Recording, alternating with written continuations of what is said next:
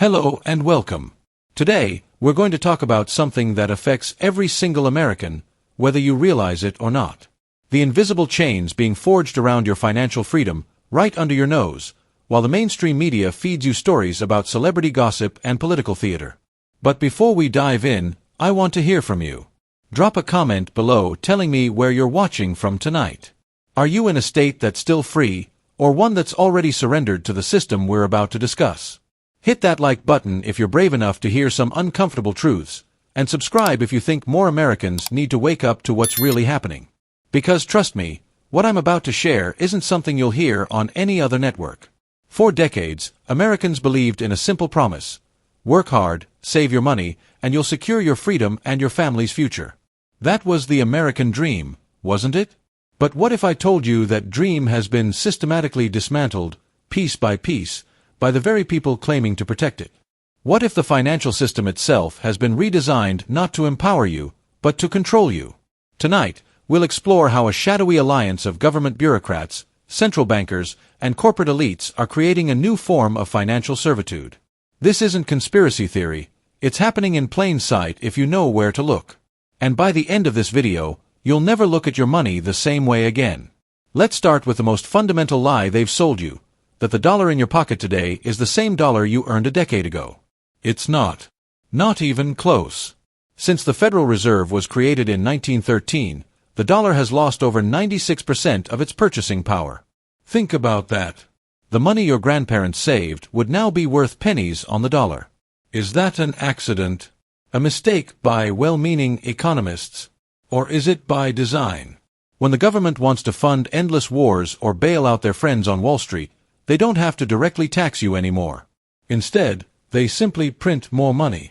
They call it quantitative easing or stimulus, fancy terms to disguise a simple truth: they're stealing your wealth through inflation. Remember 2008.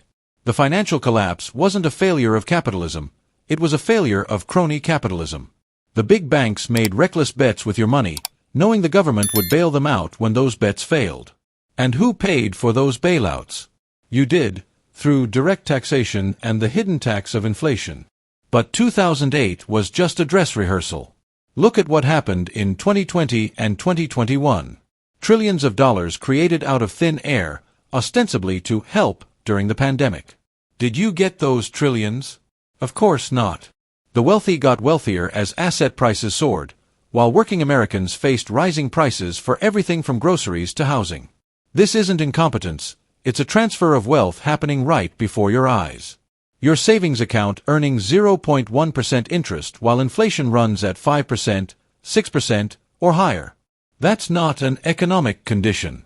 That's a sophisticated form of theft. Now, having devalued your currency, the next step in creating financial servitude is controlling how you can use what little value remains. Enter the cashless society and central bank digital currencies, the ultimate mechanism of financial control. Physical cash is freedom. It allows private transactions between consenting parties with no intermediary. No permission needed. No surveillance. That's precisely why they want to eliminate it. Think I'm exaggerating? Countries around the world are already limiting cash transactions. The Federal Reserve is actively developing a digital dollar. The Bank for International Settlements, the central bank of central banks, openly advocates for programmable digital currencies. What does programmable money actually mean? It means your money could have restrictions coded directly into it. Money that can expire if not spent by a certain date. Money that can only be spent on government-approved items. Money that can be frozen or confiscated with the press of a button if you say the wrong thing online or support the wrong political cause. China's social credit system offers a preview of this future. Chinese citizens who post criticism of the government online might find they can no longer buy plane tickets or book hotel rooms. Their crime? Wrong think. Their punishment? Financial exclusion. And don't think American tech companies aren't taking notes. Payment processors already deny service to individuals and organizations based on political views. Banks close accounts with little explanation. This piecemeal control is being systematized and centralized through the development of CBDCs. The financial freedom Americans have taken for granted is being eliminated, not through legislation you can vote against, but through technological systems being implemented with minimal public debate. While they control the currency and how you can use it, they've simultaneously trapped Americans in an unprecedented debt spiral that keeps you chained to the system. The numbers are staggering. Average American household debt, over $90,000. Student loan debt, over $1.75 trillion. Credit card debt, over $1 trillion. Auto loans, mortgages, medical debt. The average American is drowning in obligations. Is this just consumer irresponsibility? Hardly. It's systematic. College tuition has increased over 1,200% since 1980, far outpacing inflation. Why? Because the government guaranteed student loans, giving universities a blank check to raise prices while saddling young Americans with debt they can't discharge even in bankruptcy. Healthcare costs have exploded for similar reasons. Third-party payment systems remove price transparency and competition.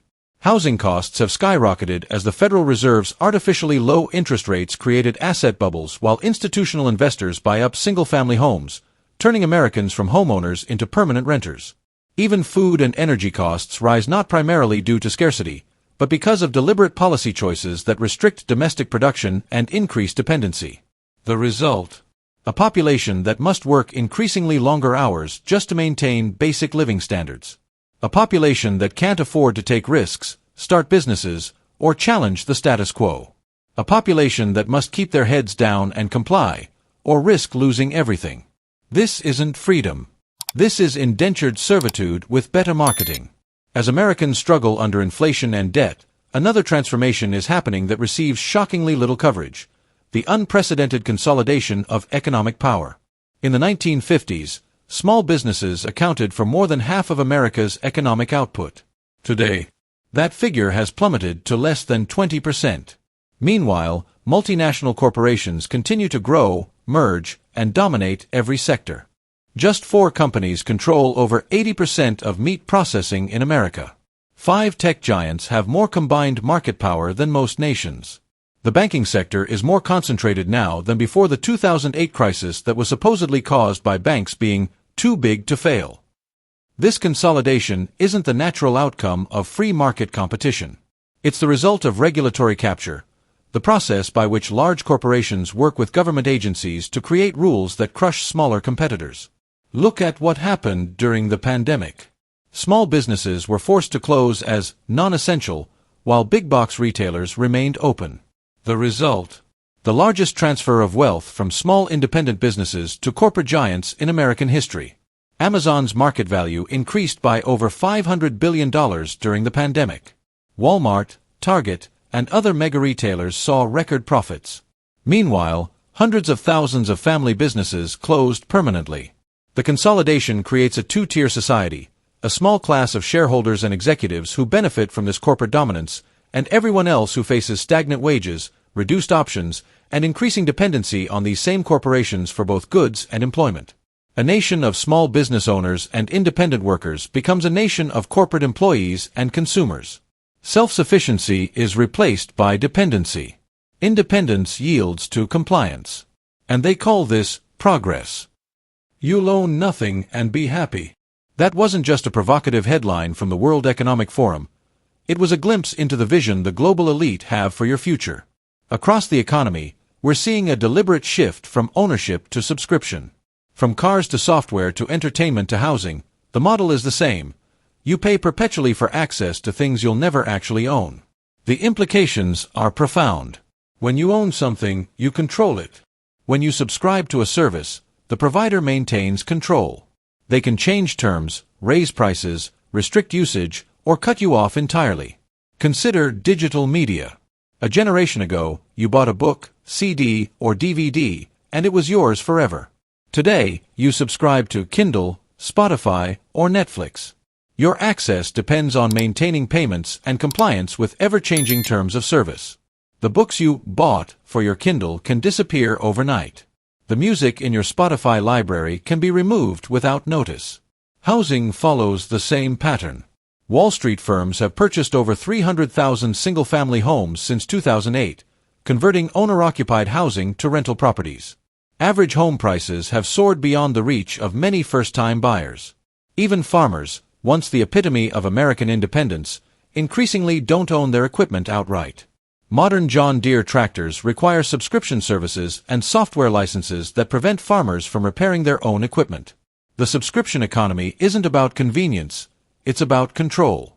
It transforms citizens into tenants, not just of their homes, but of almost everything in their lives.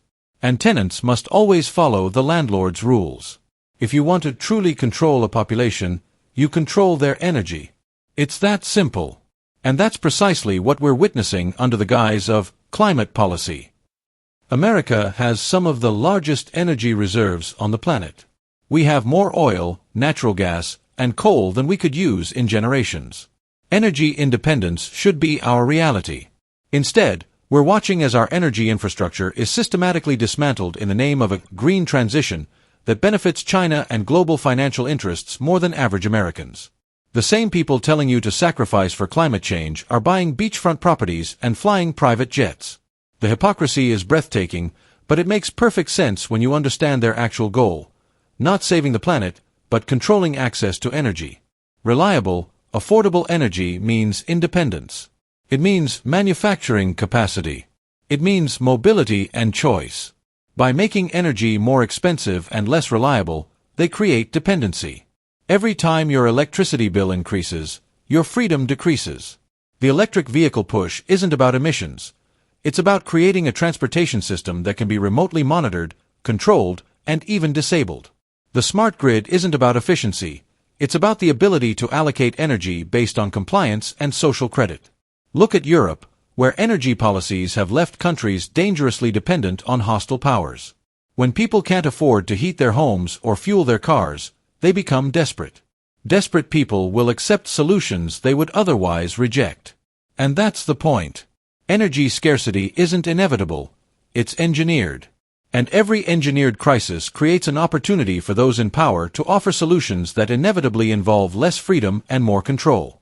Perhaps the most insidious aspect of this new financial servitude is that you're unknowingly helping to build your own prison through everyday technology use.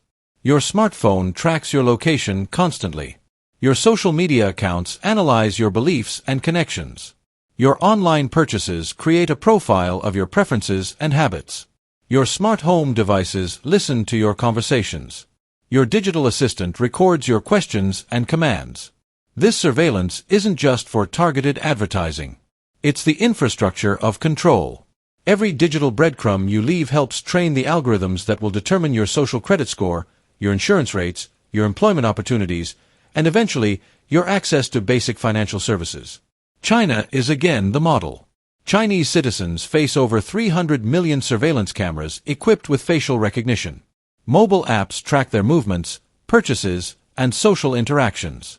The resulting social credit scores determine their access to everything from loans to high-speed internet to freedom of movement.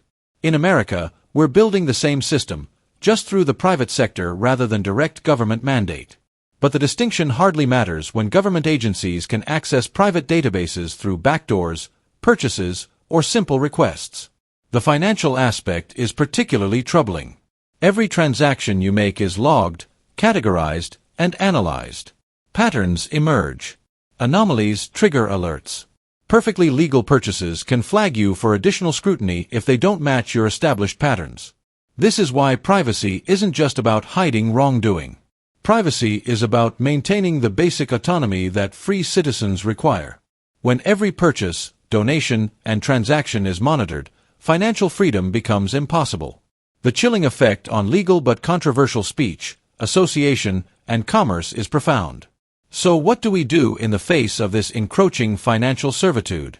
How do we reclaim the independence that defined America for generations? First, we must recognize what's happening. This isn't random economic evolution. It's a deliberate restructuring of society away from independence and toward control. Once you see the pattern, you can't unsee it. Second, we must rebuild local resilience. Support local businesses. Create local supply chains. Build community relationships that don't depend on digital intermediaries. Reduce dependencies on systems you can't control. Third, diversify your assets beyond the reach of the banking system. I'm not saying empty your accounts tomorrow, But prudent Americans are reducing their exposure to institutions that have repeatedly shown they will freeze, seize, or devalue your savings when directed.